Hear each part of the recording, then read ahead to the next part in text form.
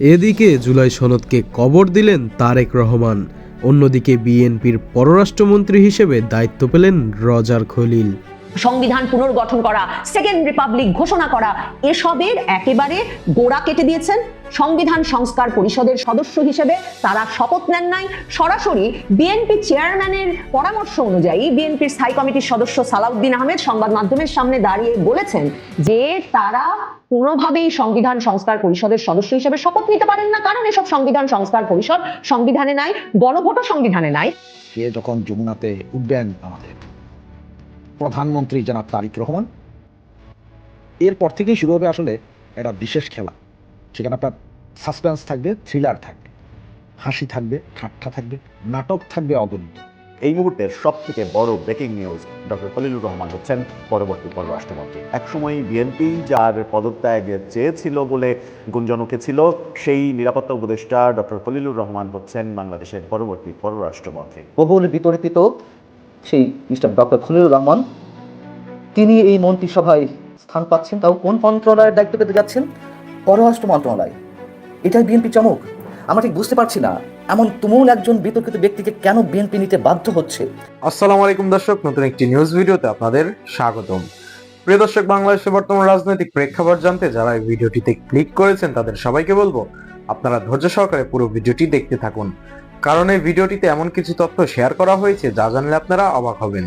প্রিয় দর্শক, ইতিমধ্যে আপনারা অনেকগুলো ভিডিওর অংশবিশেষ দেখে নিয়েছেন এবং আশা করি দেখেই বুঝতে পেরেছেন আজকের ভিডিওটি কতটি গুরুত্বপূর্ণ এবং আকর্ষণীয় হতে চলেছে।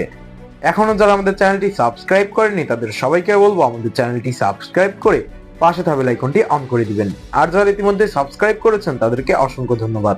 তো প্রিয় দর্শক, চলুন আর কথা বাড়াবো না, একটি লাইক দিয়ে মূল ভিডিওতে যাওয়া যাক। দাঁত মুখ চেপে বিএনপি ওই জুলাই সনদে স্বাক্ষর করেছিল বটে, ওই আরেক মশকরার অনুষ্ঠানে গিয়ে, কিন্তু বিএনপির মূল অপেক্ষা ছিল জনগণের ম্যান্ডেট নিয়ে নিরঙ্কুশ সংখ্যাগরিষ্ঠতা নিয়ে একবার ক্ষমতায় এলে কিছুতেই এই মশকরাকে পাত্তা দেওয়া যাবে না। তারেক রহমান সুস্পষ্টভাবে সেই বার্তা দিয়ে শপথ গ্রহণের দিন এমন একটা পরিস্থিতি তৈরি করেছেন যে জামায়াতে ইসলামী জাতীয় নাগরিক পার্টিকে এখন সংসদে ঢুকতে হলে সত্যি তাদের যে দোর্দণ্ড প্রতাপ গত 18 মাসে দেখা গেছে, সেই দোর্দণ্ড প্রতাপ প্রভাব একরকম ভুলে গিয়ে নরম হয়ে মাথা নামিয়ে নির্বাচনে তারা পরাজিত হয়েছেন এবং বিরোধী দলে আছেন। কাজেই সরকারের সংবিধানে কোনো অবদান রাখতে হলে সেটা সংসদের মাধ্যমে রাখতে হবে, মবের মাধ্যমে নয়। সেটা একেবারে ভেতর থেকে উপলব্ধি করে একরকমের মাথা নিচু করে সংসদে ঢোকার ব্যবস্থা করেছেন তারেক রহমান। তারেক রহমানের জন্য এই প্রথম রাতে বিড়াল মারাটা যে কত জরুরি ছিল, একরকম তিনি যেন সেই ম্যান্ডেট নিয়ে সরকারে বসেছেন। কারণ সারা বাংলাদেশ জুড়ে যে মানুষেরা আসলে এই অত্যাচার অনাচারে একেবারে বিপর্যস্ত হয়ে পড়েছিলেন, মানে যারা কিনা কোটা সংস্কার আন্দোলনে তরুণরা সরকারের বিপক্ষে নেমেছেন, সেটা প্রথমে উপলব্ধি করেছেন। তারপর সরকারের আইন শৃঙ্খলা রক্ষা বাহিনীর কঠোর দমনের মুখে তার প্রতিবাদে এই ছাত্রদের পাশে গিয়ে যে সাধারণ মানুষ দাঁড়িয়েছিলেন, তাদের একটা বিরাট অংশ যেমন জানতেন না যে এই সাধারণ ছাত্রদেরকে এবং এই জনশক্তি, এই আন্দোলনের কৌশল সবকিছু পেছন থেকে জামায়াতে ইসলামী এবং ছাত্র শিবির নিয়ন্ত্রণ করেছে। এই সাধারণ মানুষ আরো বেশি চমকে উঠেছিলেন যখন তারা আগস্টের পর থেকে দেখেন যে এদের নাকি মূল লক্ষ্য সংবিধান ছুঁড়ে ফেলা। বাংলাদেশ নাকি নতুন করে জন্ম লাভ করেছে 2024-এর 5ই আগস্ট। ইউনূস এই ছাত্রদের দ্বারা ক্ষমতায় বসে বিদেশি সংবাদ মাধ্যমকে গিয়ে বলে এলেন যে রিসেট বাটনে বাংলাদেশ চাপ দিয়েছে, কাজেই খুব স্বাভাবিক যে বাংলাদেশে বঙ্গবন্ধুর বাড়ি ভাঙা হবে, মুক্তিযোদ্ধাদের ভাস্কর্য ভাঙা হবে, কারণ মনে রাখতে হবে 2024-এর আগস্টে ছাত্র জনতা প্রাণ দিয়েছে, কাজেই রিসেট বাটনে চাপ পড়েছে, নতুন বাংলাদেশ গঠিত হয়েছে।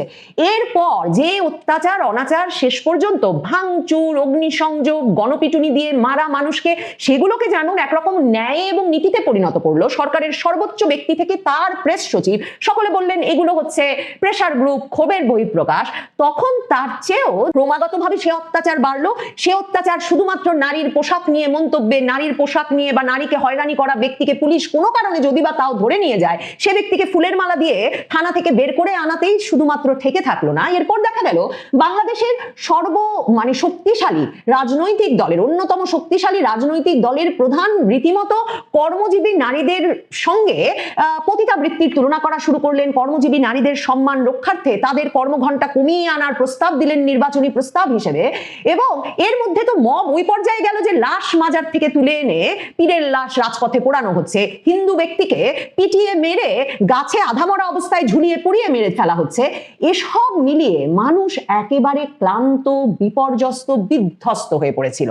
এবং তারেক রহমান বা বিএনপির যে নিরঙ্কুশ সংখ্যাগরিষ্ঠতা, তার মধ্যে সবচেয়ে বড় ম্যান্ডেট হিসেবে মনে করা হচ্ছিল যে তারেক রহমানের কাছে স্থিতিশীলতা আনার প্রত্যাশা, তারেক রহমানের কাছে ওই বাড়াবাড়ি, ওই যে অত্যাচার অনাচার মগবাজি, তাতে একটা কমপ্লিট ফুল স্টপ, মানে সরাসরি তিনি একটা বাটন প্রেস করে এই অত্যাচার অনাচার মগবাজি বন্ধ করবেন, সেটার একটা সুস্পষ্ট ইঙ্গিত আসবে তার কাছ থেকে, নতুন প্রধানমন্ত্রীর কাছ থেকে। সেই প্রত্যাশায় সারা বাংলাদেশে তারেক রহমানকে এই নিরঙ্কুশ সংখ্যাগরিষ্ঠতা ভোটাররা এনে দিলেন, সেটা নির্বাচন পর্যবেক্ষকরা মনে করছিলেন।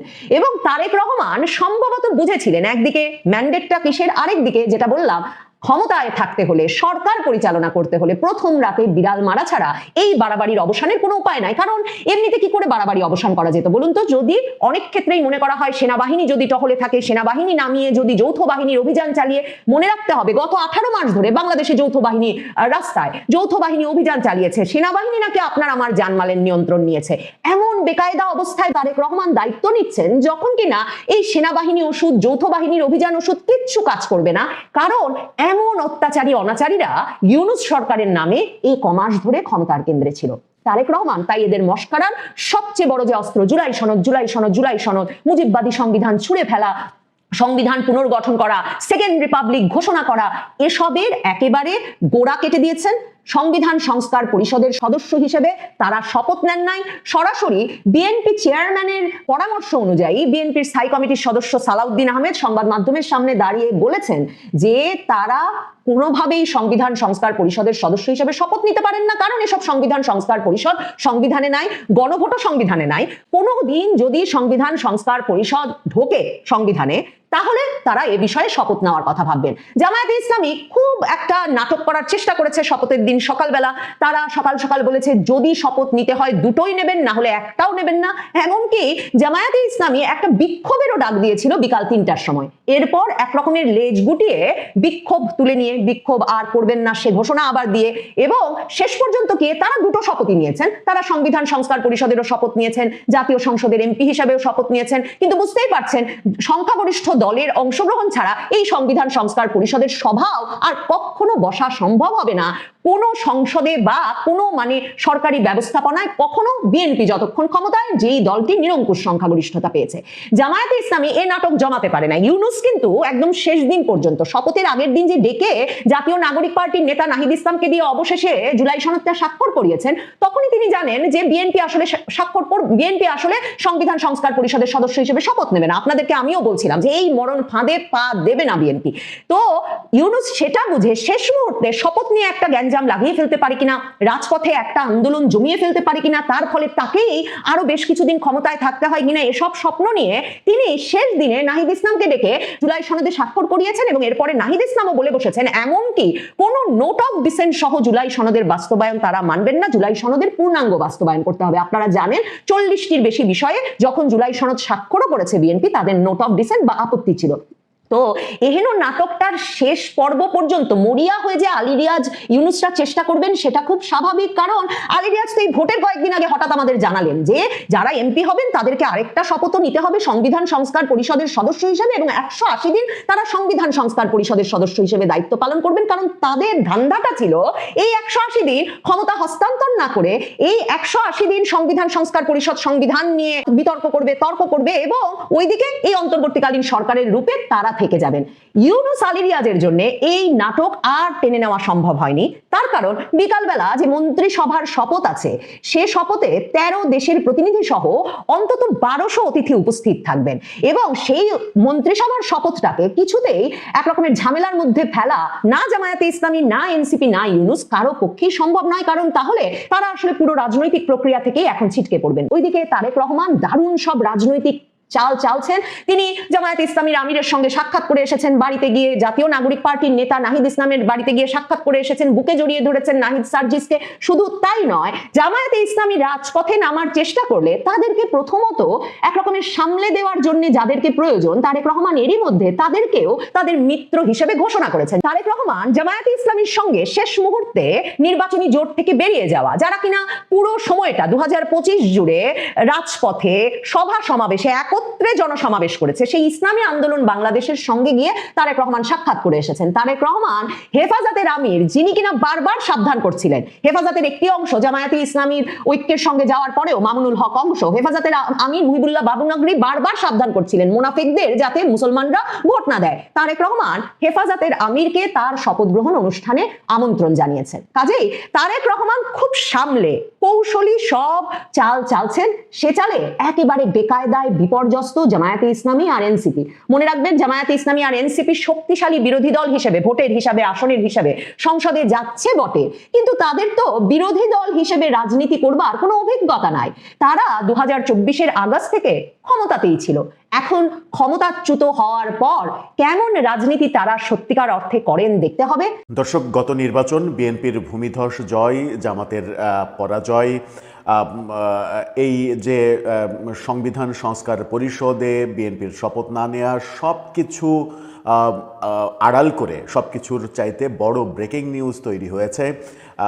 এই যে বর্তমান উপদেষ্টা পরিষদের উপদেষ্টা এবং একসময় বিএনপি যার পদত্যাগ চেয়েছিল বলে গুঞ্জন উঠেছিল, সেই নিরাপত্তা উপদেষ্টা ডক্টর খলিলুর রহমান হচ্ছেন বাংলাদেশের পরবর্তী পররাষ্ট্রমন্ত্রী।